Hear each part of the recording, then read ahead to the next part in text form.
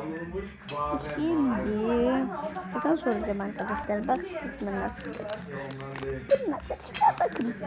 Bakalım. Saçmalama ya.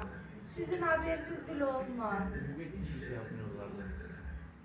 Aşkım karakolda haberimiz Allahu Ekber, Allahu Ekber. O kadar adam ne haber ya? Aşkım ne diyor? Allahu Ekber, Allahu Ekber. Eşhedü en la ilahe illallah. Eşhedü en la ilahe illallah. Bizi nereden boşun gelecek? Bir de düşünsene çam fıstığı şeyi. Eşhedü en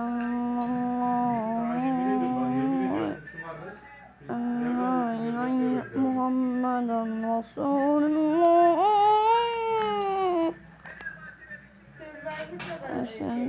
Eşhedü en Muhammeden Resulullah.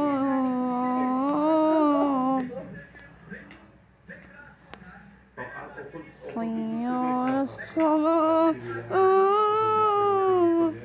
Ama askerlik Hayya salat.